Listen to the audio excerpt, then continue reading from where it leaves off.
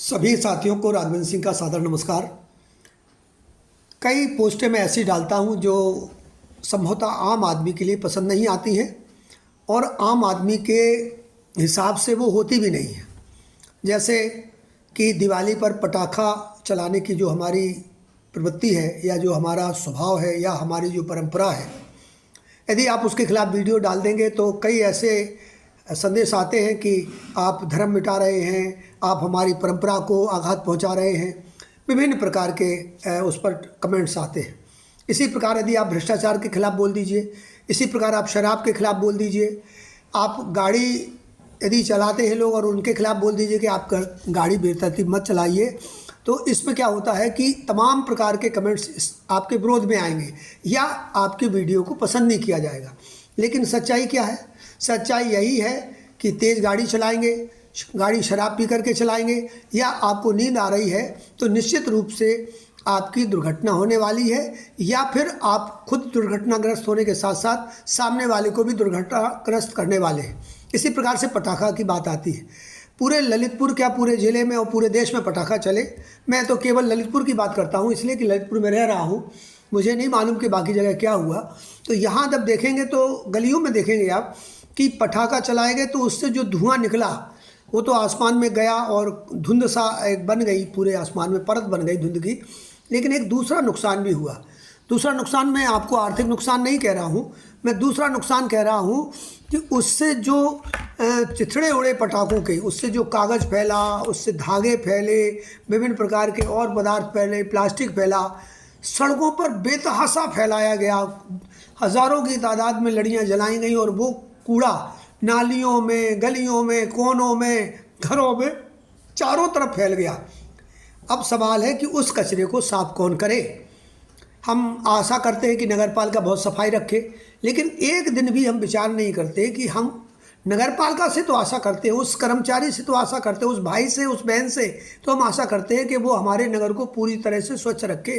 लेकिन क्या हमने कभी एक दिन सोचा कि हम स्वच्छता को कैसे बनाए रख सकते हैं? यदि आपने ये बात कर दी तो फिर आप विरोधी हो गए, आप समाज विरोधी हैं, आप जो है हमारे कुतर्क दे रहे हैं और आप जो है हमारे बच्चों को, हमारे परिवार को पटाखा नहीं चलाने दे रहे।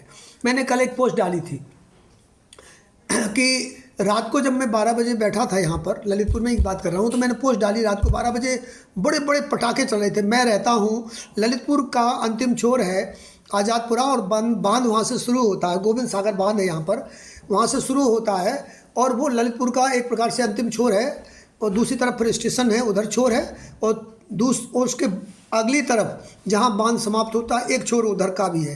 तो एक पूरब से लगा करके दक्षिण और लगभग पश्चिम तक ये छोर बनता है, इसके तरफ फिर आबादी नहीं है।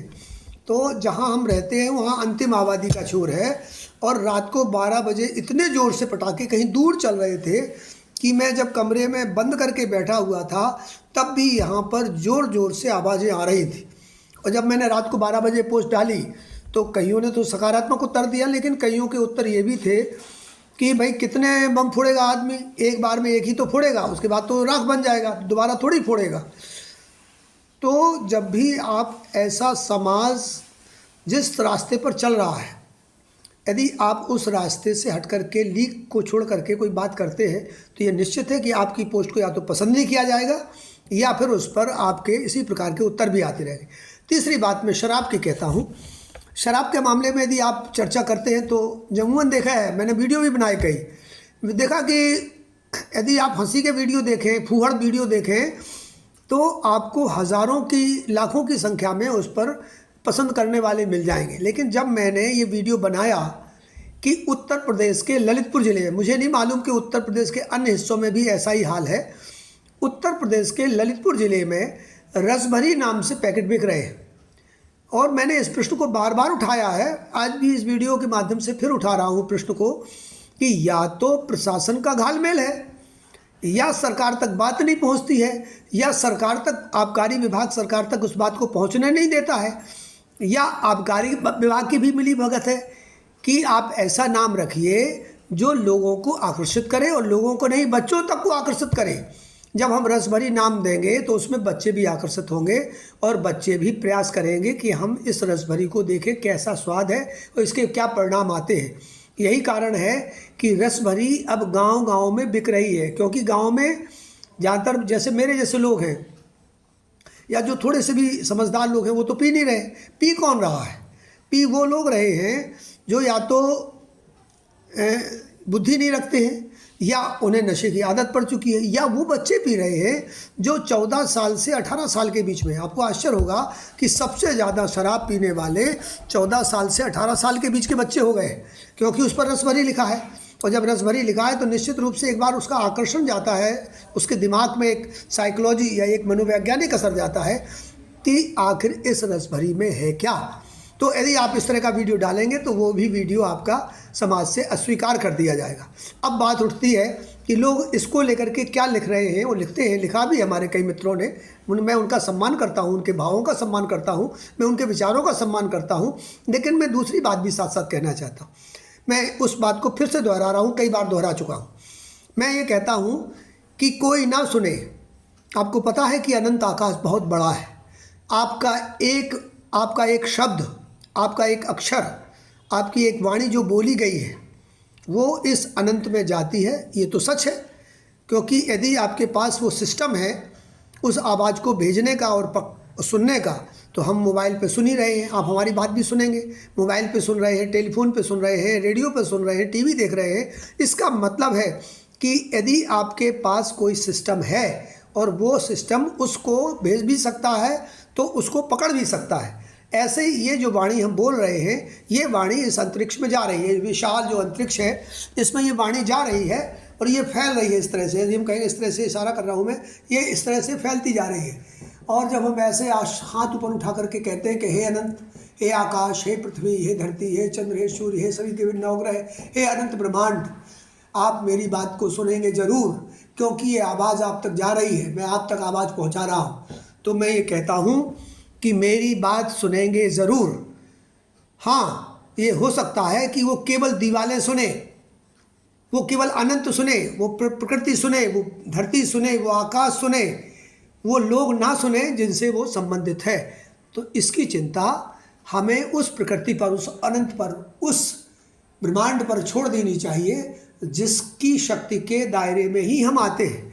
मैं वो वाणी बोलूँगा जो समाज को प्रेरित करे ना करे, लेकिन समाज के हित में ज़रूर हो। इसलिए मैं उसको बार बार दोहराऊंगा, मैं कहूँगा, और आप निराश बिल्कुल मत होइए। मैं पूरी तरह से प्रसन्न हूँ।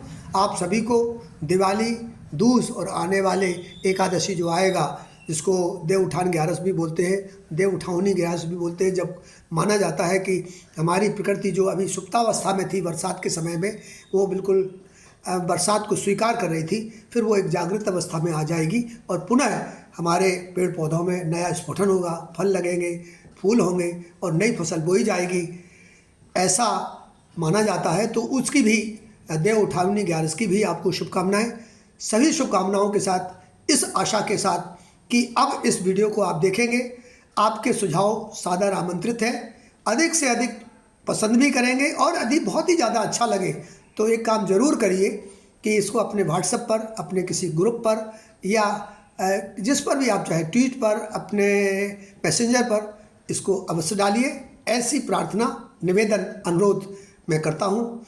इसी निवेदन के साथ वही जय हिंद, जय भारत, जय माँ भारती, वंदे मातरम और मेरा प्रिय नारा, जिसकी अत्यंत आवश्यकता है, जिन्होंने इस देश की आज़ादी के लिए उस नारे को लगाया, उस आज़ादी को आज बरकरार रखना हमारा फ़र्ज बनता है। आज तो घालमेल हो गया है, आज तो खादी और खाकी ने मिलकर के इस देश को लूटने का प्रोग्राम बना लिया है। वो चाहे फिर डीआईजी भुल्लर हो, डीआईजी उल्लर हो, डीआईजी कुल्लड़ हो, कोई भी डीआईजी हो, सब एक ही थैली के चट्टे बट्टे हैं। वो फिर चाहे मध्य प्रदेश के हों, चाहे महाराष्ट्र के हों, चाहे उत्तर प्रदेश के हों, सब एक ही हैं। इसलिए मैं उस नारे को लगाऊंगा और उनको श्रद्धांजलि समर्पित करूंगा जिन्होंने हंसते हुए फांसी का फंदा चूमा, चाहे राम प्रसाद बिस्मिल हो, चाहे चाहे चंद्रशेखर आज़ाद हो, तिवारी जी, चाहे भगत सिंह हो, चाहे सुखदेव हो, चाहे राजगुरु हो, और या चाहे अशफाक उल्लाह हो। सभी ने इस नारे को लगा करके उस फांसी के फंदे को चूमा। आज फांसी के फंदे को तो नहीं चूमना है, लेकिन हमें अपनी बात को कहना ज़रूर है। इसी नारे के साथ इनकलाब जिंदाबाद।